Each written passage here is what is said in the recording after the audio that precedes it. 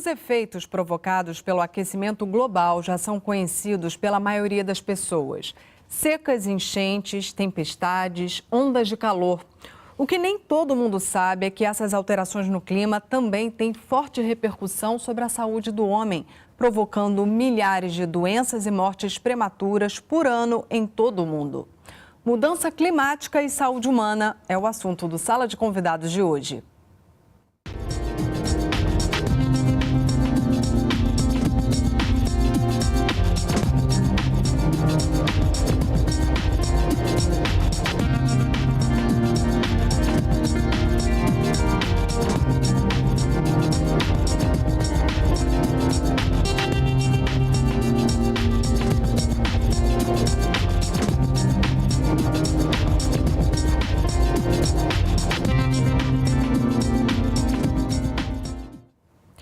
Para conversar com a gente estão no estúdio Marta Barata, pesquisadora e coordenadora do Núcleo Latino-Americano da Rede de Pesquisas sobre Mudanças Climáticas Urbanas do Instituto Oswaldo Cruz, da Fiocruz, Thaís Araújo Cavendish, especialista em Vigilância em Saúde Ambiental pela UFRJ e analista de Políticas Sociais do Ministério da Saúde, e, por fim, Renata Grace, pesquisadora do Núcleo de Geoprocessamento em Saúde do Laboratório de Informações em Saúde do Instituto de Comunicação e Informação Científica e Tecnológica da Fiocruz. E você também é nosso convidado. Participe fazendo perguntas e comentários. Utilize o nosso site, canalsaude.fiocruz.br ou o telefone 0800 701 8122. A ligação é gratuita. Doenças infecciosas, subnutrição e, inclusive, enfermidades mentais.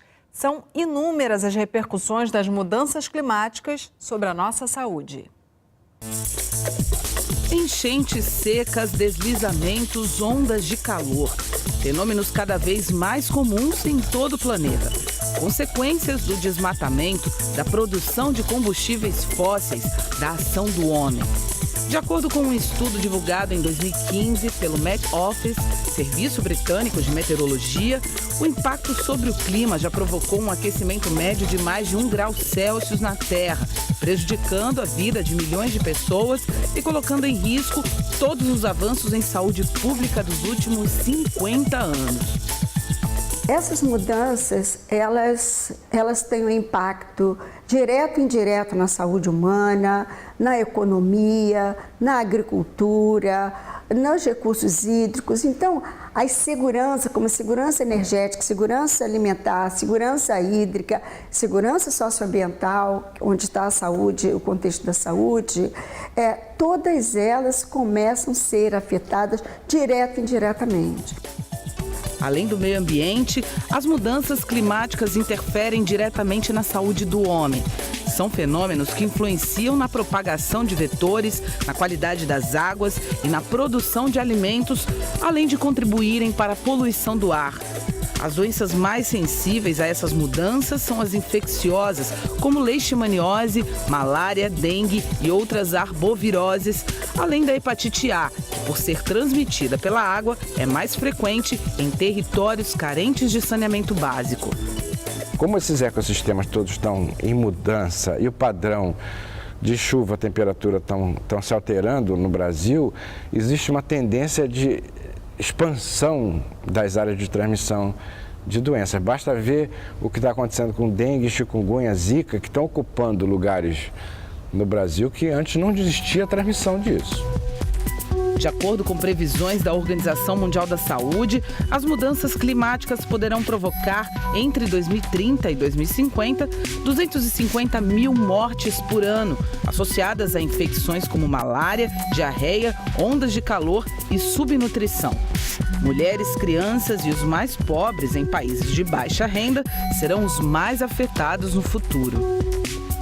A segurança hídrica, energética, alimentar e socioambiental, ela está ameaçada quando nós realizamos as projeções climáticas até o ano 2100, porque a tendência, se nós não cumprirmos os acordos internacionais, é que se verifique impactos irreversíveis, né? Mais para o final do século. Marta, Thaís, Renata, muito obrigada pela presença de vocês aqui no Canal Saúde. É um prazer recebê-las aqui. Marta, eu queria começar repercutindo essa última fala da Sandra. A gente já pode dizer que as mudanças climáticas estão, de alguma forma, revertendo os progressos que a gente já alcançou em termos de saúde pública nos últimos 50 anos? Sim. E nós temos que buscar o acordo, alcançar o acordo.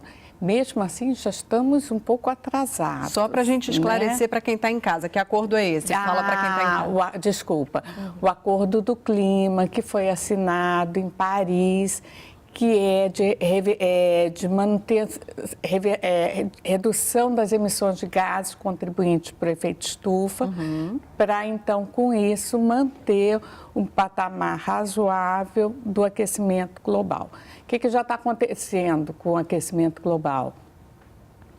Você já percebe hoje abrindo o jornal, né? Um incêndio muito forte ali na região do Canadá, Portugal, Califórnia, enchente em outras cidades. E tudo isso contribui para o aumento de doenças. Então, vai sobrecarregar os serviços de saúde e todo o avanço tecnológico em assistência à população, tudo isso vai dificultando. Como disse o Barcelos, o Cristóvão, né? Quer dizer, você já percebe mudança, inclusive, das doenças, elas já vão mudando de locais. E o que eu acho muito grave, e que aí é um problema global, mundial também, é que as mudanças ambientais globais causam danos à saúde e impactam na migração das pessoas. Com certeza. A gente vai falar sobre isso, é uma outra sobre os refugiados ambientais. Nós vamos falar sobre eles. É muito triste. Thaís, você acredita assim que, comparativamente falando, as mudanças climáticas, elas ainda têm pouco espaço na agenda global? Ou, de alguma forma, houve sim um avanço e esse assunto ganhou sim relevância na agenda de empresas, da sociedade civil e dos governos? Bom dia, Juliana. Obrigada pela oportunidade. Sim e não, né? A gente consegue perceber principalmente da perspectiva do Brasil, né? Desde a Rio 92, a gente vê um crescente da importância do assunto desenvolvimento sustentável, mudança do clima de uma maneira geral, tanto nas agendas globais de negociação, como nas agendas dos governos e da indústria, o setor privado, né? Sim. Só que ainda isso é muito insuficiente, porque a gente precisa, de fato, a doutora Marta deixou bem claro o cenário. Os avanços que a gente consegue alcançar em termos de indicadores de saúde, de proteção dessas pessoas, né, em todos os aspectos que essa proteção mereça ser feita por parte do governo, ela avança muito menos do que as mudanças globais em temperatura, em mudança do clima, do que os eventos extremos. Então, a gente teve um grande avanço agora em 2015 com a Agenda 2030 para o Desenvolvimento Sustentável, né, que é um novo grande pacto global que acomoda todas essas agendas num único compromisso sólido, com metas, né, com indicadores a serem definidos nacionalmente. E a grande diferença da Agenda 2030, dos Objetivos do Desenvolvimento Sustentável, é que ela é uma agenda para todos os setores da sociedade, não só o governo, né, mas ela envolve a sociedade civil, a indústria, todos. Então, a gente acredita que isso pode nos levar à frente. Mas, exatamente como o nosso cenário avança muito mais rápido do que as conquistas, a gente precisa realmente mover mais esforços e recursos para que isso não se perca tão rápido, né, que a gente avance mais. Claro. Eu tenho um dado aqui, Renata, dizendo que o primeiro informe científico sobre mudança climática feito e publicado pela Organização Mundial da Saúde foi em 1990. A gente pode dizer, então, que já é um assunto com bastante respaldo científico, né? De 90 para cá, já tem muita coisa publicada e dando suporte para essa nossa discussão aqui, né? Sim, já tem bastante material. Só que a discussão da mudança climática envolvendo a saúde, ela é mais recente, né? A saúde, ela ficava muito deixada de lado nessa discussão. E a saúde é onde a gente vai ter os principais problemas, né? A gente viu no vídeo as questões das mortes, né? As mortes associadas às mudanças climáticas, mas existem também agravos que impedem que as pessoas trabalhem, agravos que atrapalham atrapalham a produção agrícola, situações de emergência que impedem que as pessoas se movimentem, né? Tudo isso vai impactar onde? Na saúde das populações de diferentes formas. Sim. Então, a importância da saúde ela é um pouco mais recente, vem mais para os anos de 2007, com mais intensidade, com maior importância e maior relevância. Agora, doutora Márcia, por favor, dar uma contribuição também, porque eu coordeno a Rede Latino-Americana de Mudança do Clima e Saúde, e essa rede foi criada em 2007, em saúde, nas cidades, desculpa. Foi criada em 2007, em 2011 nós elaboramos, o que é essa rede?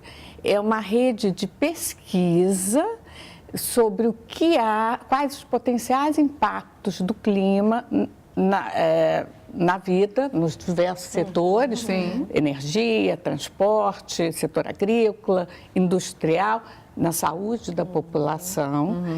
E tem esse grupo e que possíveis soluções podem ser dadas. Ao mesmo tempo, faz cenários climáticos para as cidades e se busca também identificar quais potenciais mitigações, reduções de emissão de gases de efeito estufa nas cidades, aplicadas pelas cidades. Qual o objetivo disso? Contribuir para ajudar na gestão das cidades. Em 2011, foi lançado o primeiro relatório do que existe de pesquisa no mundo sobre mudança do clima e cidades. Naquele momento, eu coordenei o capítulo de saúde, sério, não tinha muita pesquisa no hemisfério sul, na América Latina. Você tinha pesquisas sobre as doenças infecciosas, tem muito sobre até câncer, né? Doenças respiratórias. Tudo na parte do hemisfério norte, mas o hemisfério sul não tinha. E melhoramos de lá para cá? Por isso que eu estou falando. Nós já melhoramos, hoje já temos 14 cidades com estudos de caso e vários estudos nessa área, o que é muito importante, porque nós temos algumas doenças infecciosas, por exemplo, que são nossas, né, que podem também estar migrando para lá. Então, é importante... Eu vi ao longo desse tempo como se tem investido em pesquisa nessa área aqui na América Latina. Que bom. Temos que... Necessário, né? É necessário, porque a gente vai precisar e muito. Porque o gestor precisa saber, ele precisa do conhecimento científico para poder gerenciar. Exatamente. Porque clima influencia todas as áreas. Sim, e a né? saúde pública ela precisa estar como um eixo central aí nessa resposta, exatamente, né? A importância do observatório é por isso. Não que os pesquisadores antigos, né, não fizessem essa relação. Eles sempre fizeram essa relação. Mas as palavras-chave não tinham esse nome. Então, às vezes, a gente não conseguia identificar, né? Mas dentro do artigo, dentro do capítulo de livro, dentro do livro inteiro, existia essa discussão. Só que realmente não tinham esses nomes, assim, mas é um tipo de discussão na saúde pública que sempre foi importante, né? Inclusive, a gente fala também das doenças tropicais, né? Existem né? Já há muitos anos, então não é uma questão recente, mas com esses termos, né, mudanças climáticas, são mais recentes. Agora, Thaís, você acredita que o fato das mudanças climáticas comprometerem uma série de áreas, né, ela, de alguma forma, elas podem, inclusive, acabar comprometendo o alcance dos Objetivos de Desenvolvimento Sustentável estabelecidos agora para 2030? Você mencionou os ODS, né, na sua última participação. Queria saber se você acredita que tem um risco aí da gente não conseguir, então, por conta desse problema, atingir os ODS. Sim.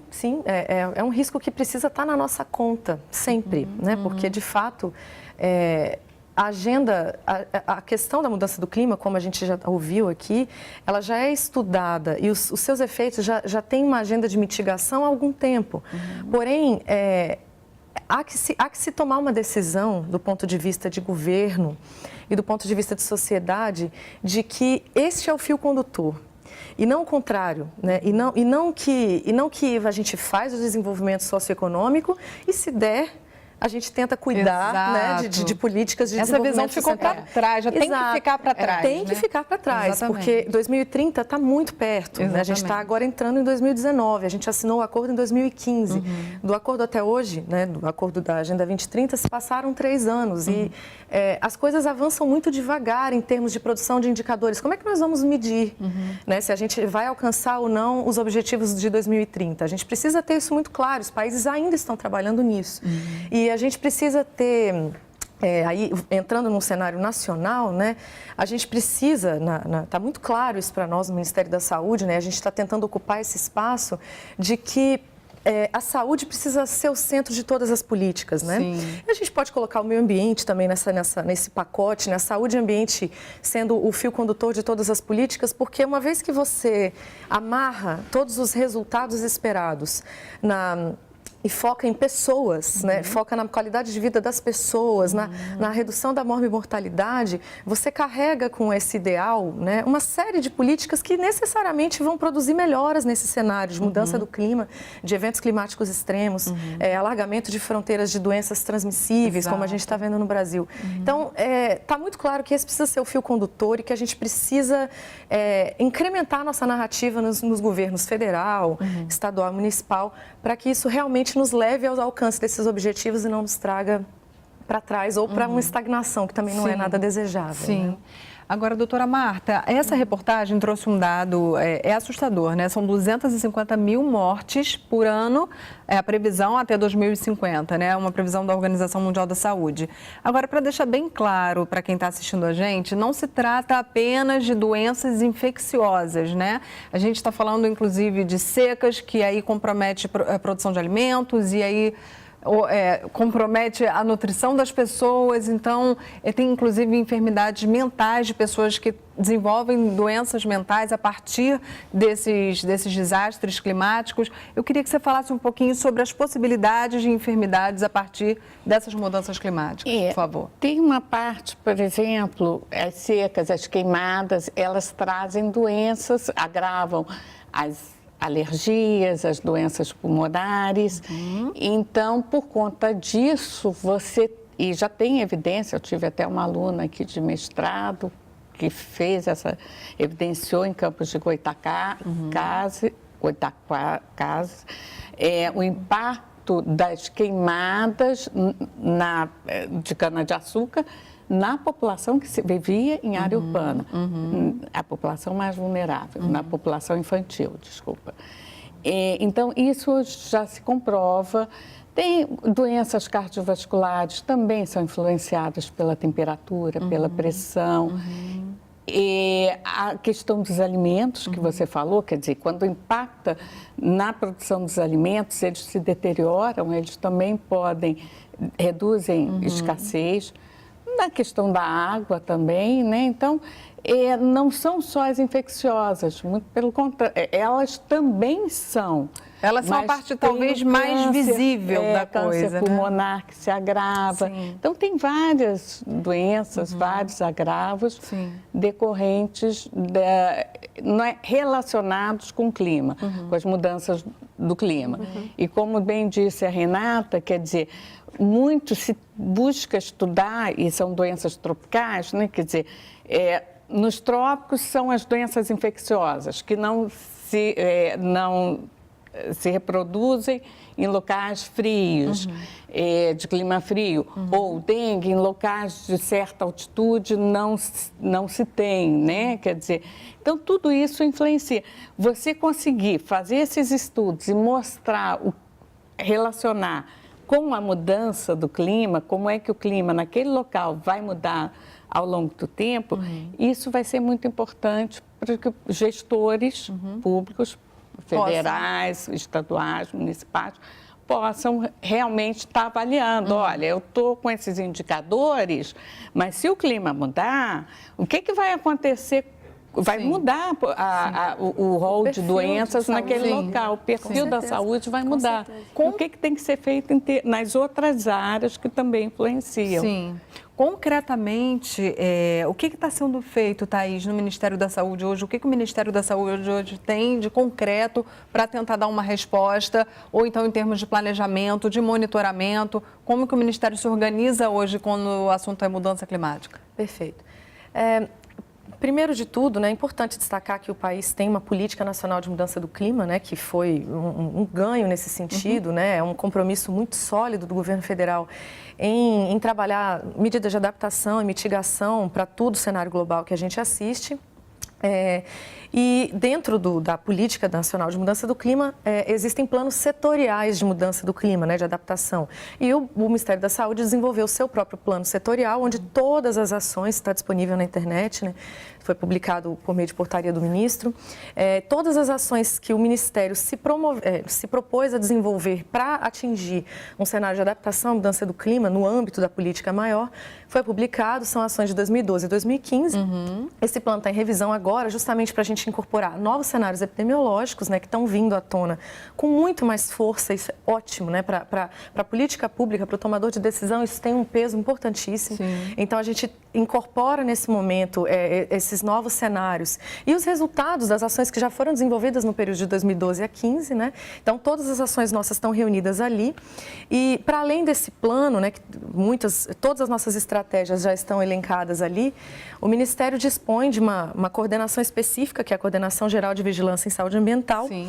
que é uma espécie de hub técnico, né, onde você tem o centro da formulação das políticas de prevenção de fatores de risco associados a desastres, né? Então, toda a produção de políticas está ali e a gente tem um diálogo frequente, permanente com os estados e municípios para que eles estabeleçam seus comitês de prevenção de desastres, para que a gente possa acompanhar em tempo real, junto de órgãos do governo federal, como a Secretaria Nacional de Defesa Civil, outros órgãos que estão muito envolvidos com a questão dos desastres, a gente possa acompanhar eventos climáticos extremos em tempo real, a gente possa deslocar insumos estratégicos como medicamentos, né, como kits para pessoas que estão em situação de desalojamento, né, desabrigamento. Sim. Então, tudo isso são coisas que o Ministério da Saúde desenvolveu como políticas que têm sido muito bem avaliadas nesse sentido, mas que atualmente constitui um processo em andamento, né? A gente ainda precisa avançar bastante na capilarização desse tipo de agenda e entrar forte nos estados e municípios para que eles dependam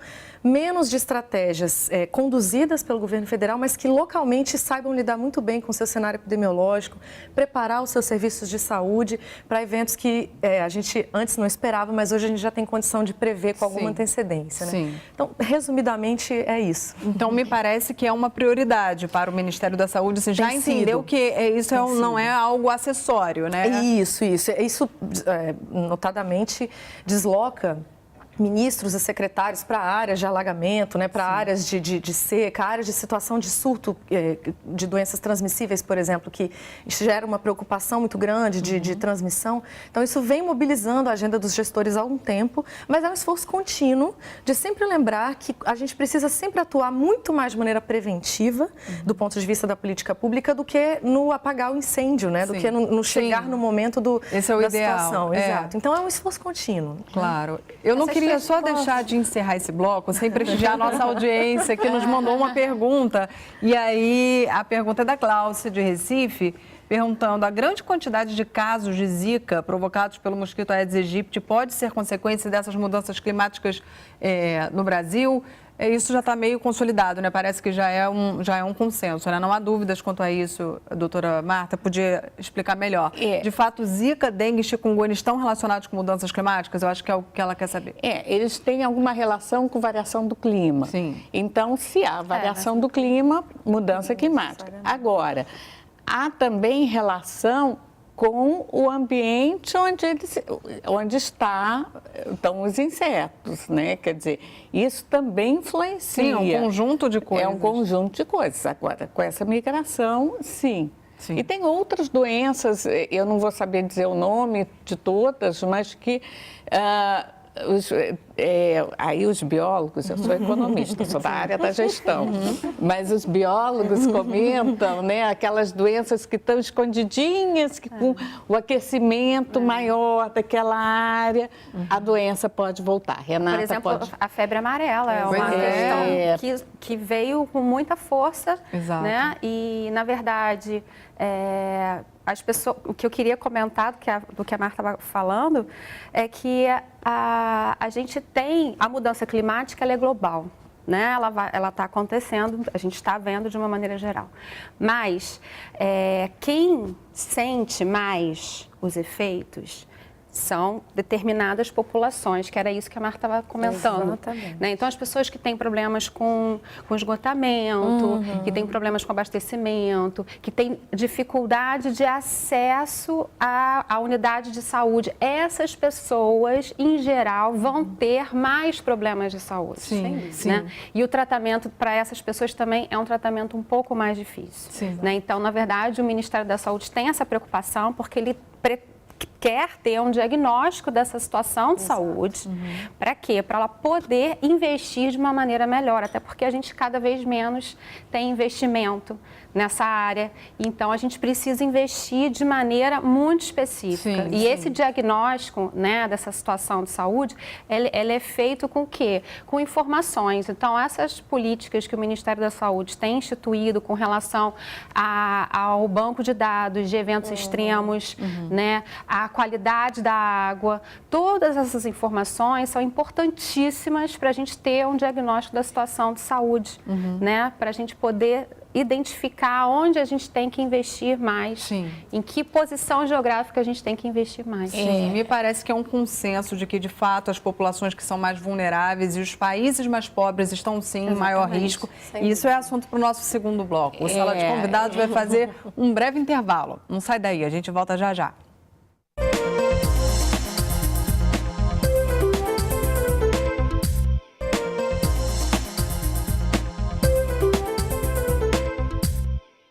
O Sala de Convidados está de volta conversando sobre mudança climática e saúde humana. Nossos convidados são Marta Barata, pesquisadora e coordenadora do Núcleo Latino-Americano da Rede de Pesquisas sobre Mudanças Climáticas Urbanas do Instituto Oswaldo Cruz da Fiocruz, Thaís Araújo Cavendish, especialista em vigilância em saúde ambiental pela UFRJ e analista de políticas sociais do Ministério da Saúde. E, por fim, Renata Grace, pesquisadora do Núcleo de Geoprocessamento em Saúde do Laboratório de Informações em Saúde, do INSICT, da Fiocruz. E você também é nosso convidado. Participe fazendo perguntas e comentários. Utilize o nosso site, canalsaude.fiocruz.br ou o telefone 0800 701 8122. A ligação é gratuita. A Organização Mundial da Saúde realizou, no finalzinho de outubro, a primeira conferência global sobre poluição do ar e saúde. De acordo com a OMS, a poluição atmosférica está prejudicando o desenvolvimento cerebral de crianças no mundo inteiro. Durante o evento que aconteceu em Genebra, a agência fez um apelo para que os países apresentem políticas concretas para enfrentar o problema. Um mal silencioso. 9 em cada 10 habitantes das cidades do mundo estão sujeitos a níveis de poluição do ar acima dos estabelecidos pela Organização Mundial da Saúde, o que representa uma ameaça à vida de milhões de pessoas. A poluição atmosférica aumenta o risco de doenças degenerativas, cardiovasculares e respiratórias. Estudos apontam que muitos poluentes afetam diretamente a química do cérebro e também causam um impacto psicológico, aumentando o risco de depressão. Para as pessoas que já têm doenças pregressas, como asma, bronquite e mesmo as infecciosas, como as pneumonias, elas mostram a tendência de um agravamento dessas doenças. Segundo a Organização Mundial da Saúde, a poluição do ar mata cerca de 7 milhões de pessoas por ano em todo o mundo. 600 mil são crianças e quase todas vivem em países pobres da Ásia e da África. Estudos da OMS comprovam que todos os dias quase 93% dos jovens do mundo com menos de 15 anos respiram ar contaminado. Para debater a necessidade de cooperação internacional e combater o impacto da poluição do ar no mundo, a agência realizou no fim de outubro a primeira conferência global sobre poluição do ar e saúde. De acordo com o diretor-geral da instituição, o trabalho deve ser coletivo. No person, group, city, country or region can solve the problem alone. We need strong commitments and action from everyone, governments, community leaders, mayors, civil society, the private sector and individuals. We need all countries and cities to commit to meeting WHO standard of air quality in the next 12 years. We need to agree unequivocally on the need for a world free of air pollution. No Brasil, após 6 anos de debates e reuniões da Câmara Técnica, o Conselho Nacional do Meio Ambiente aprovou no início de novembro a proposta para a revisão da Resolução CONAMA 3 de 1990, que estabelece padrões da qualidade do ar. Entre as mudanças está a implementação de instrumentos de controle e redução de emissões que deverão ser adotadas por todos os estados do país. O que foi aprovado é um avanço significativo, tanto em termos de criação de padrões, né, que antes não eram estabelecidos, como até na questão da divulgação, né, porque foi aprovada a necessidade de se estabelecer uma comunicação, né, índices de qualidade do ar a serem divulgados em todo o Brasil, em nível nacional. De acordo com um relatório publicado pela revista científica The Lancet, no Brasil, só em 2015, a poluição matou mais de 101 mil pessoas. A poluição do ar foi a maior vilã, sendo responsável pela maior parte dos óbitos, mais de 70 mil mortes.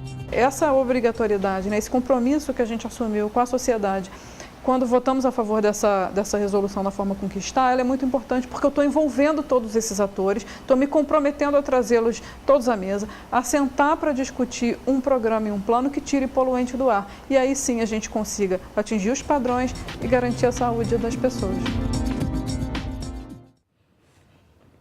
Doutora Marta, são muitos, então, pelo que a gente está vendo, os problemas causados pela poluição atmosférica. E eu tenho aqui listados, pelo menos, problemas neurológicos, asma, câncer infantil e, inclusive, partos prematuros. A doutora acredita que o fato da OMS ter convocado uma primeira conferência global para discutir especificamente a poluição atmosférica já é, de alguma forma, um sinalizador de que trata-se de um problema bastante grave? Sim. Com certeza é um problema grave que o fato da OMS estar chamando atenção mostra que os países e as cidades têm que estar se preparando e a população também. Volta ao início do programa que você falou, quer dizer, não adianta ter o avanço tecnológico no tratamento da doença se você não cuida do fator causador da doença. E no caso aí é bem interessante você reparar que é o INEA, que é o Instituto do Estado de Qualidade Ambiental, que trabalha com essa questão também. Quer dizer, há uma relação muito forte. O trabalho, a doença, ela está vinculada a fatores econômicos, ambientais e sociais.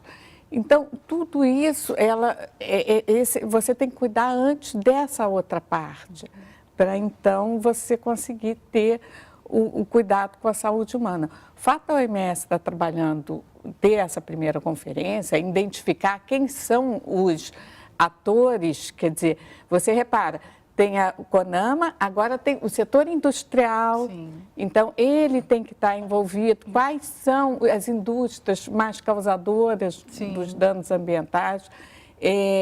Além das indústrias, tem a questão também do uso de agrotóxicos, que também causa dano, também impacta, né, na poluição atmosférica. Com certeza. A forma como as cidades são colocadas, a barreira das montanhas, no caso aqui da cidade do Rio de Janeiro, tudo isso influencia. Então, você mostrou, achei muito interessante aqui, as cidades da Ásia, você tem Pequim, você tem Xangai, que são cidades que foram altamente contaminadas por causa do uso do carvão local, né? Então, a população sente, hoje todas elas usam aquelas máscaras, todas não, boa parte da população. O que eles estão fazendo agora? Tirando esse tipo de indústria para outro local. Aí vem a energia limpa. Então, está tudo integrado. E o Ministério tem um grupo que trabalha questão climática, né, o GT de adaptação à mudança do clima, que está envolvido no Ministério do Meio Ambiente, Ciência e Tecnologia, Saúde, e outros setores também, energia. Então, isso tem que ser acelerado o avanço disso.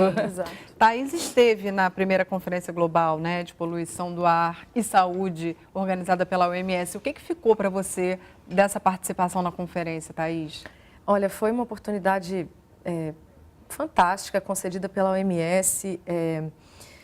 Na minha visão, é um chamado urgente e imperioso ao setor saúde de liderar essa discussão. No âmbito global e no âmbito nacional, né? É tradicional que poluição atmosférica seja um tema afeto muito mais ao meio ambiente, a minas e energia, a transportes, né? Foi assim que a gente construiu a política pública no mundo. E o desenvolvimento, né? As políticas de desenvolvimento em geral. Então, ter a OMS puxando os países para um primeiro momento de encontro como esse, mais de 900 participantes, dobrou a capacidade do espaço, né? Foi muito legal ver isso, todos os setores muito engajados, a sociedade civil estava muito representada, vários países de todas as regiões com todo tipo de problema nacional ali retratado, né? Então, acho que é um chamado muito, muito importante para que o setor saúde comece a trazer coisas como, por exemplo, a linguagem do orçamento público, né? O quanto isso impacta nos serviços de saúde. Citaria rapidamente um dado. Entre os anos de 2008 e 2018, né, uma série aí de 10 anos, a gente tem dados de que no Sistema Único de Saúde no Brasil foram gastos mais de 12 bilhões de reais com internações por doenças respiratórias, apenas respiratórias, que é um tipo de doença que a evidência entre a exposição e o efeito já está muito sólida. Se a gente fosse expandir isso para internações e óbitos por doenças cardiovasculares, cânceres, que tem uma relação também já muito sólida com poluição, o impacto é enorme. E se a gente tirar, isso vem crescendo, se a gente remove dessa série só o ano de 2017, num total de 12 bilhões de reais gastos pelo sistema, a gente tem mais de 1 bilhão gastos com internação por doença respiratória só em um ano. Então, não é só uma questão de qualidade de vida das pessoas, mas isso gera um impacto no orçamento do governo estadual, federal. Né? Então, acho que está claro que existem várias maneiras de abordar isso e a OMS trouxe esse tom, eu acho que deixou assim, o Ministério da Saúde ficou um pouco até mais confortável de deslizar pelas políticas nacionais ligadas a esse assunto. Então, foi muito interessante a participação. É interessante que, lendo tudo que saiu da conferência, entre as recomendações da OMS, estão aqui acelerar a transição para tecnologias mais limpas, incluindo aí meios de transporte, impulsionar residências energeticamente mais eficientes, melhorar o planejamento urbano. É um desafio e tanto, né? Que não é algo simples, né? Algo que vai demandar tempo, mas pelo menos já tem aí uma chancela da OMS importante. Muito importante. A gente vê assim no Rio de Janeiro, por exemplo, né, depois a Olimpíada, né, em que a gente teria a possibilidade de ter uma melhora no transporte de massa, né, e a gente viu que efetivamente a gente ainda não atingiu, né, e algumas coisas foram feitas, o metrô se expandiu, que já era uma promessa muito antiga e a gente, né, conseguiu aumentar um pouquinho a linha do metrô, mas ainda ela é muito pequena perto de outros. Por exemplo, se a gente compara o metrô do Rio de Janeiro com o metrô de São Paulo, a gente tem é muito diferente, né? O Rio de Janeiro é muito menor, tem uma linha muito menor. Então, e esse tipo de investimento nas áreas, no investimento de poder utilizar, né, bicicletas, ter equipamentos urbanos, né, próximos às suas residências, que facilitaria o acesso, né, a mobilidade da população, né, também ajudaria na diminuição dessa poluição do ar, né? A pessoa reside num bairro e tem um atendimento na unidade de saúde numa distância muito grande, né? Então essa organização, né? Quando você tem atendimento na atenção básica próxima à residência das pessoas, né? E as pessoas têm um deslocamento menor, às vezes até a pé mesmo, isso facilita muito para a pessoa chegar até o atendimento, né? E você diminui também essa poluição. Escolas, então, ter equipamento, crescer esse tecido urbano, né? De uma maneira em que você vai fazendo essa completitude ali daquele lugar, né? Das necessidades de saúde, educação, trabalho, próxima à residência das pessoas, facilitaria muito. Né? E aí você diminuiria bastante essa questão da poluição do ar. Né? Por favor, doutora. É interessante, quer dizer, já existe estudo em São Paulo, professor Saldiva, já de tempos passados, né? Quer dizer, sobre o custo, o benefício para a qualidade do ar, em termos monetários, né, de você implantar transporte de massa, vis-à-vis você ter carros poluindo. Então, esse é um dos estudos, porque não é só a doença, o tratamento do setor de saúde, mas é o tempo que aquelas pessoas também deixam de trabalhar. Exatamente. Com certeza, perda de produtividade. Produtividade. Os remédios que elas estão consumindo, que nem sempre entram nessa conta. Exato. Né? Aí é o trabalho do economista. Que eu comecei a trabalhar com o tema por conta disso, por isso que eu estou puxando, né? Mas é importantíssimo, então, quer dizer, nós já estamos desenvolvendo. A inovação tecnológica vem para você solucionar também esse tipo de atividade, que num primeiro momento parece cara, mas se você for ver os outros co-benefícios de você investir naquela tecnologia limpa, carro elétrico, por exemplo, né, que já está sendo uma realidade para nós, você reduz o gasto com a parte de saúde, reduz a perda de produtividade, então acaba sendo benéfico quando você faz um planejamento, não de curto prazo aqui agora, mas de médio a longo prazo. Beneficia a população, beneficia todos que passam a gastar em outras atividades. Tá? Quando o assunto é mudança climática, Thaís, é sempre muito falado sobre essa questão dos vulneráveis e das populações mais carentes serem, sim, as que mais vão sofrer com esse tipo de impacto, né? Principalmente quando se trata de desastres naturais.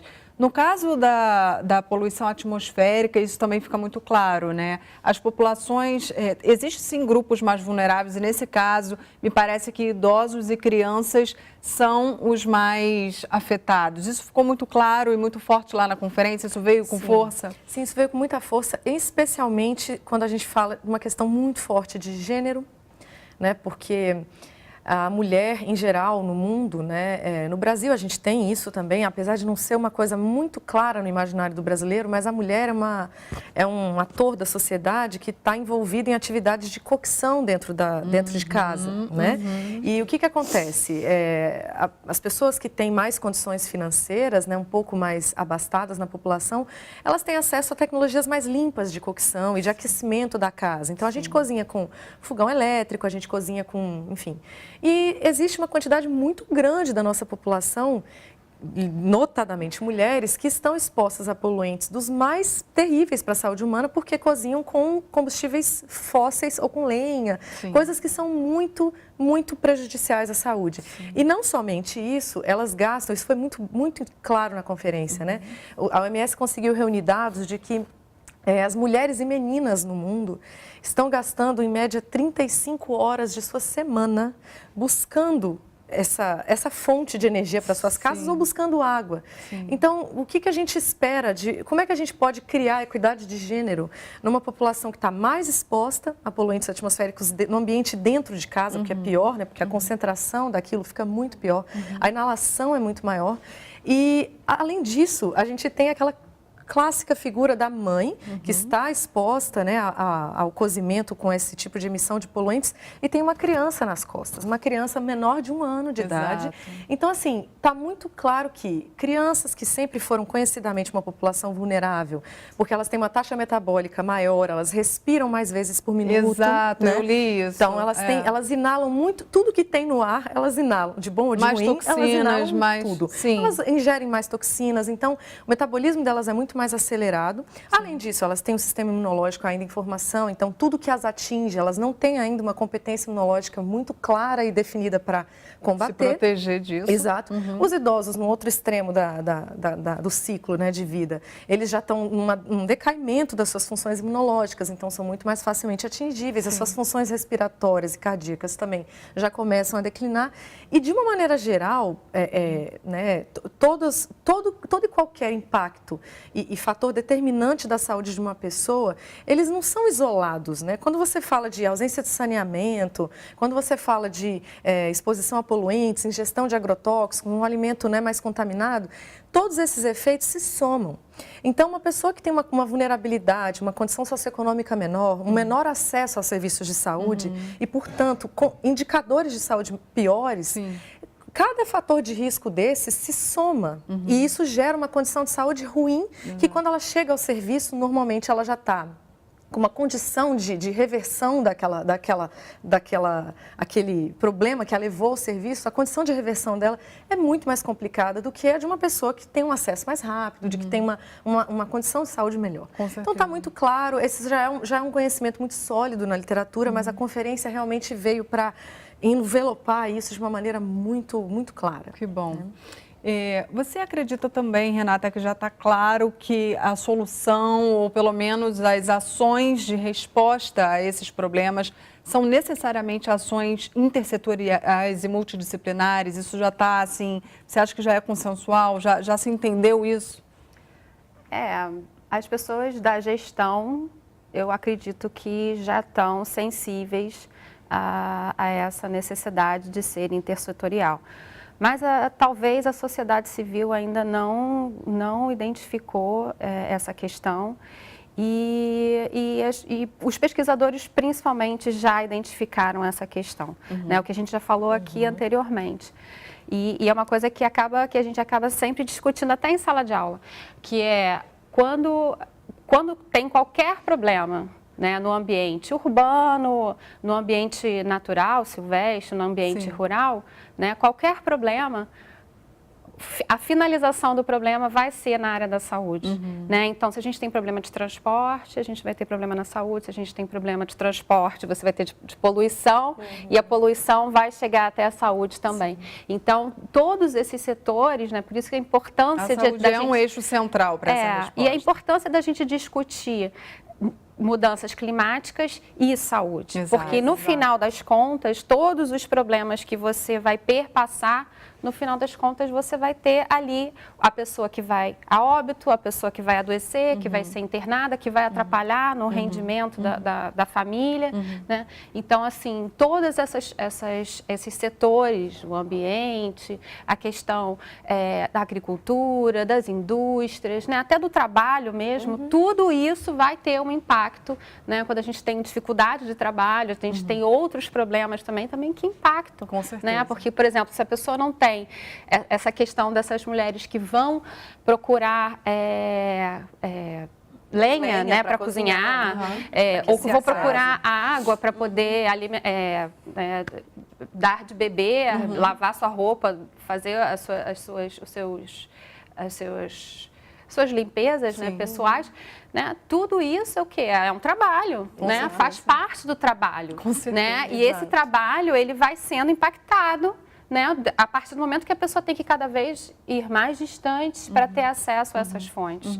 Né? Então, a necessidade da gente pensar como um todo, né? Nessa teia de fatores que a Marta já tinha comentado sobre essa questão da teia de fatores. Não é só a mudança climática, é a mudança climática ela impacta, mas tem a questão social, a questão econômica, a questão ambiental, toda essa teia de fatores deixa a população mais suscetível ou menos suscetível.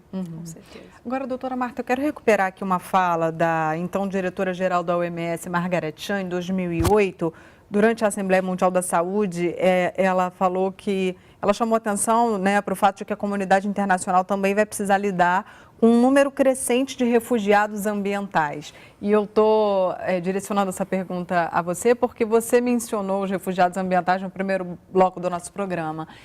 De fato, isso é um desafio também maior, é um desafio adicional, na verdade, e também contribui para uma certa reemergência de doenças, né? Porque quando as pessoas já chegam contaminadas no outro ambiente, elas introduzem esse contaminante, essa doença no outro local. Além do que, nós falamos muito na questão da vulnerabilidade daquela população, quer dizer, fraqueza. O refugiado já chega, já chega devendo, né? Quer dizer, ele vai ter que se realocar num ambiente novo. É uma nova cultura que está chegando naquele outro local, que vai buscar trabalho, que vai buscar serviços de saúde, que muitas vezes não tem ainda, não estão preparados para aquele local. Então, esses refugiados ambientais, a gente já percebe aqui, infelizmente, na cidade do Rio de Janeiro.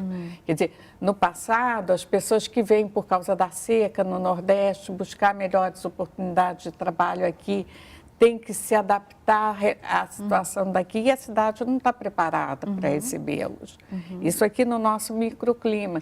Então, eles estão num local que a cidade tem que se preparar, tem que reurbanizar aquele local onde eles moram, tem que dar mais qualidade de saúde e tem que dar mesmo, né? Não estou nem questionando isso.